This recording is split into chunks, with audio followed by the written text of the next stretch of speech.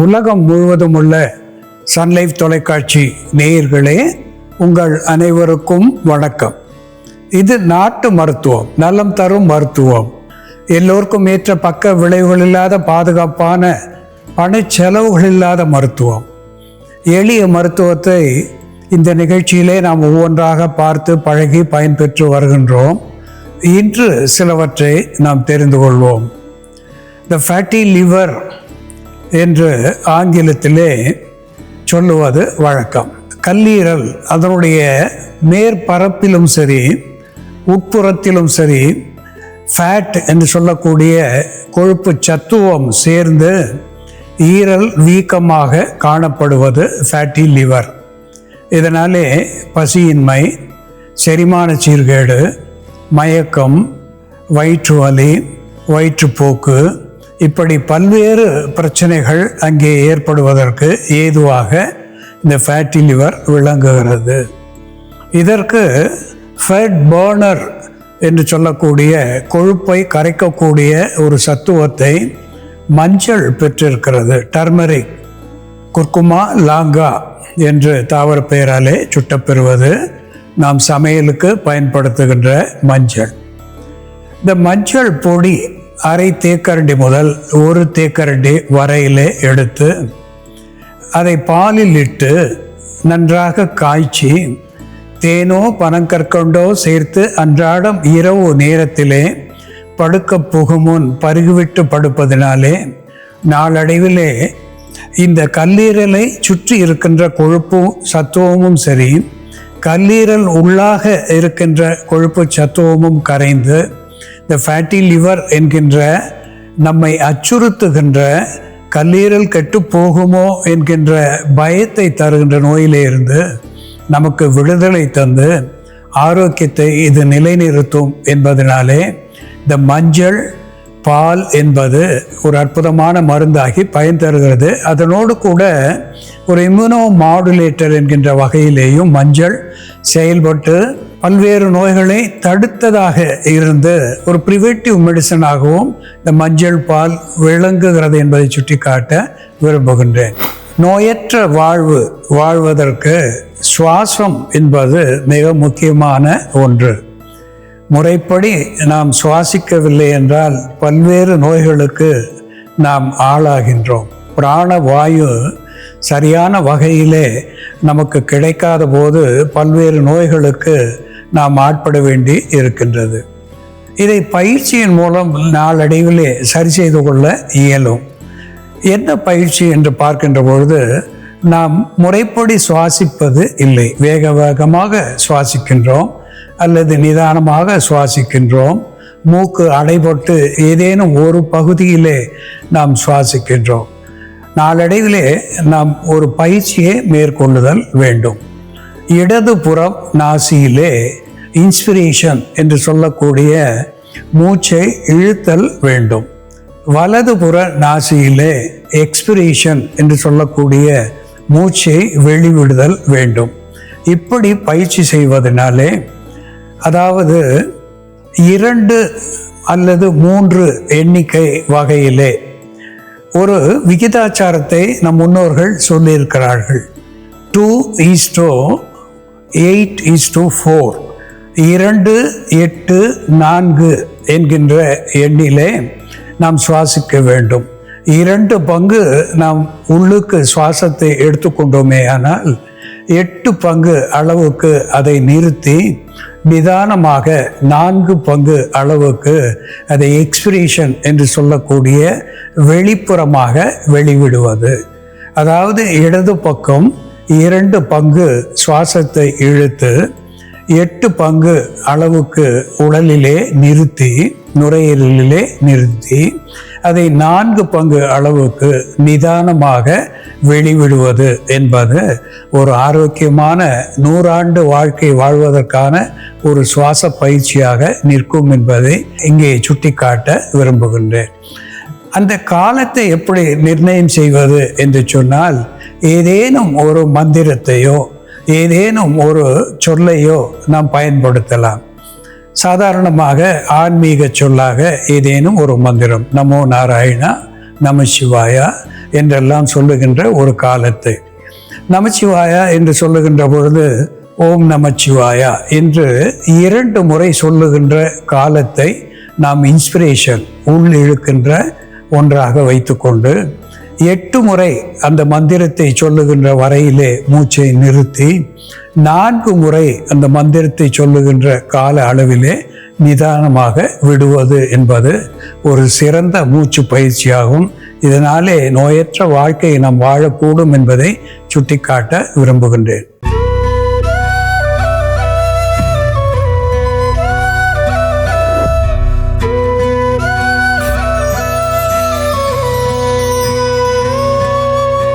அன்பான நேயர்களே, நாவல் பழம், நாவல் மரத்தினுடைய இலை, அதனுடைய பட்டை, வேர் அத்துணையும் மருத்துவ குணத்தை பெற்றிருக்கிறது.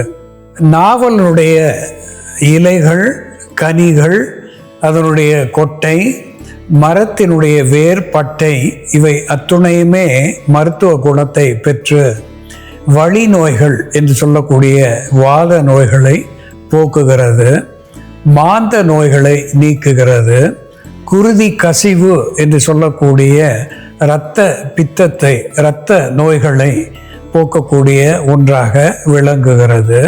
அதனோடு கூட உடலுக்கு குளிர்ச்சி தருவது மட்டுமல்லாமல் சர்க்கரை நோய் என்கின்ற இருவித சர்க்கரை நோய், டைப் 1 டைப் 2 என்று சொல்லக்கூடிய இருவித சர்க்கரை நோய்களையும் தணிக்கக்கூடிய ஒன்றாக திகழ்கிறது. சீத கழிச்சல், மாந்த கழிச்சல் இவற்றை நிறுத்துகின்ற ஆன்டி டயரியல் என்கின்ற மருத்துவ குணத்தையும் இதனுடைய இலையும் விதையும் பெற்றிருக்கிறது. அதனுடைய பட்டைக்கும் ஒத்த மருத்துவ குணம் இருக்கிறது என்பதை நாம் தெரிந்து கொள்ளுதல் வேண்டும். சாதாரணமாக இந்த இலைகளை, நாவல் இலைகள் 5-6 எடுத்து அதை மென்று வாயில் இட்டு வைத்திருந்து சிறிது நேரம் கழித்து துப்பி விடுவதனாலே பற்களிலே இருக்கின்ற பாக்டீரியாஸ் என்று சொல்லக்கூடிய நுண்கிருமிகளை போக்குகின்ற ஆன்டி பாக்டீரியல் என்கின்ற மருத்துவ குணத்தை இந்த நாவல் இலை பெற்றிருக்கிறது. இந்த இலைகள் 5-6 எடுத்து தீநீராக பருகுகின்ற பொழுது வயிற்றிலே இருக்கின்ற வாயுவை கண்டிக்கின்ற ஒன்றாகவும், சீத கழிச்சலை போக்குகின்ற ஒன்றாகவும், சிறுநீர் தாரையிலே ஏற்படுகின்ற எரிச்சலை, அடிக்கடி சிறுநீர் வெளியேறுகின்ற நிலையையும் இது மாற்றுகின்ற ஒன்றாக விளங்குகிறது. இதனுடைய கொட்டைகள் சிசிஜியம் குமினி என்று தாவர பெயராலே சுட்டப்பெறுகின்ற நாவல், அதனுடைய கொட்டைகள் ஒரு அற்புதமான சர்க்கரை நோய்க்கு மருந்தாகி பயன் தருகிறது. நீரிழிவு என்று சொல்லுகின்ற பொழுது நம் உடலிலே இருக்கின்ற நீரை இழக்கின்ற நிலையை நீரிழிவு குறிக்கின்றது. சர்க்கரை நோயாளிகள் அடிக்கடி சிறுநீர் கழிப்பதனாலே அவர்களுக்கு உடல் சோர்வு, பலகீனம் என்கின்ற நிலை வருகின்றது. உடலிலே இருக்கின்ற சர்க்கரையும் வெளியேறி அவர்கள் எனர்ஜி என்கின்ற சத்துவத்தை இழந்து போகின்றார்கள். அந்த நிலையிலே இந்த நாவல் கொட்டை சூர்ணம் ஒரு தேக்கரண்டி எடுத்து அதை நீரிலோ அல்லது பாலிலோ கலந்து பருகுவதனாலே சர்க்கரை நோயை தணிக்கக்கூடிய ஒன்றாகவும் சீத பேதியை போக்கக்கூடியதாகவும் திகழ்கிறது. நாவல் பழத்தினுடைய சதை பகுதியை எடுத்து ஒரு தேக்கரண்டி அளவு அந்தி சந்தி என்று 2 வேளை 3 நாட்கள் பருகுகின்ற நிலையிலே சீதக்கடுப்பு, சீத கழிச்சல், இரத்த கழிச்சல் இவற்றை போக்குகின்ற ஆன்டி டிசென்டரிக் என்கின்ற மருத்துவ குணத்தை இந்த நாவல் பெற்றிருக்கிறது. அன்பான நேயர்களே, இந்த நாவலை எப்படி மருந்தாக்கி பயன்படுத்துவது என்று செயல்முறையிலே பார்ப்போம். வாருங்கள் நேயர்களே, நாம இன்னைக்கு நாவல் மரத்தோட மருத்துவ குணங்கள் என்ன, நாவல் மரத்தோட இலை மற்றும் கொட்டை, பட்டை இவற்றை எப்படி மருந்தா பயன்படுத்துறதுன்னு பார்க்கலாம்.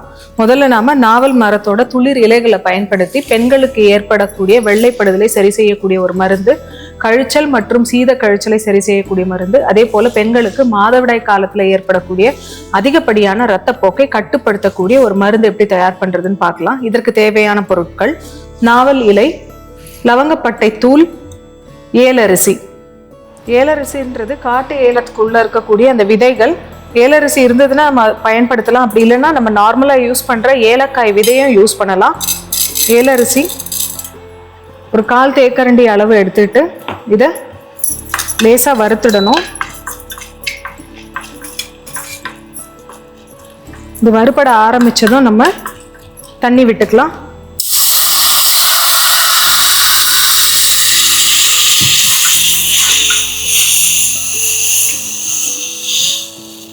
இதோட நம்ம லவங்கப்பட்டை பொடி ஒரு வெறுகடி அளவு 1 to 2 கிராம் வரைக்கும் நம்ம லவங்கப்பட்டை பொடி சேர்க்கலாம். நார்மலாகவே பெண்களுக்கு வெள்ளைப்போக்கு இருக்கும் பொழுது தயிரோட லவங்கப்பட்டை பொடி மிக்ஸ் பண்ணி சாப்பிட்டுட்டு வந்தா ஒரு 4-5 நாட்கள் தொடர்ந்து சாப்பிட்டுட்டு வரும்பொழுது வெள்ளைப்படுதல் சரியாகும். கிளமிடியல் இன்ஃபெக்ஷன் இருந்தாலும் ஈஸ்ட் இன்ஃபெக்ஷன் இருந்தாலும் லவங்கப்பட்டையை மருந்தா பயன்படுத்தலாம்.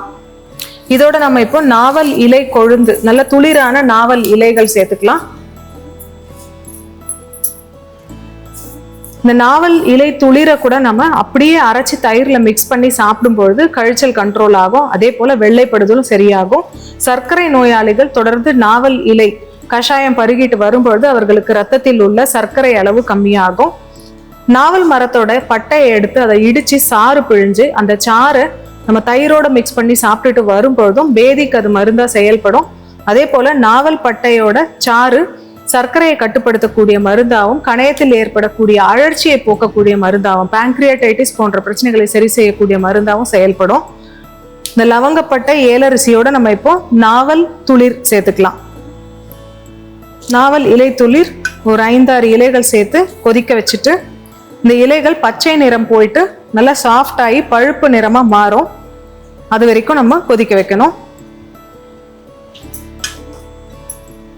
நாவல் கொட்டையும் நம்ம சர்க்கரை நோய்க்கான மருந்தை பயன்படுத்தலாம். சர்க்கரை நோயாளிகளுக்கு அடிக்கடி சிறுநீர் கழித்தல், நாவறட்சி போன்ற பிரச்சனை இருந்ததுன்னா நாவல் கொட்டையை மருந்தா பயன்படுத்திட்டு வரும்பொழுது அந்த நாவறட்சி, அதிகப்படியான தாகம், அதிகப்படியான சிறுநீர் கழித்தல் போன்ற பிரச்சனைகள் சரியாகும். யூரினரி டிராக்ட் இன்ஃபெக்ஷன் இருந்தாலும் சிலருக்கு பார்த்தோம்னா அடிக்கடி ரெக்கரண்டா யூரினரி டிராக்ட் இன்ஃபெக்ஷன் வந்துட்டே இருக்கும்.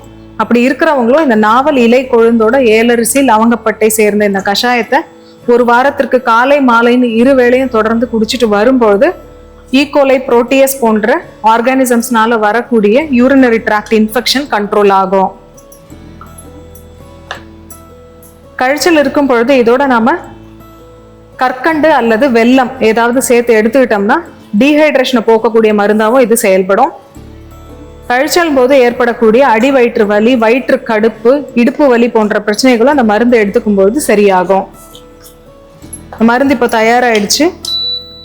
நாவல் இலை துளிர், லவங்கப்பட்டை மற்றும் ஏலரிசி சேர்ந்த இந்த கஷாயம் காலை மாலைன்னு 2 வேளையும் பருகிட்டு வரும் பொழுது பெண்களுக்கு மாதவிடாய் காலத்துல ஏற்படக்கூடிய அதிகப்படியான இரத்தப்போக்கை கட்டுப்படுத்தக்கூடிய மருந்தா செயல்படும். பெண்களுக்கு ஏற்படக்கூடிய வெள்ளைப்படுதல், ஈஸ்ட் இன்ஃபெக்ஷன் போன்ற பிரச்சனைகளை சரி செய்யக்கூடிய மருந்தாவும், அதே போல சர்க்கரை நோயாளிகளுக்கு ஏற்படக்கூடிய நாவறட்சியை போக்கக்கூடிய மருந்தாவும் செயல்படும். அன்பான நேயர்களே, நாவல் கனி என்பது ஒரு எனர்ஜி என்று சொல்லுகின்ற சத்துவத்தை நமக்கு கொடுக்கக்கூடிய ஒன்றாக விளங்குகிறது.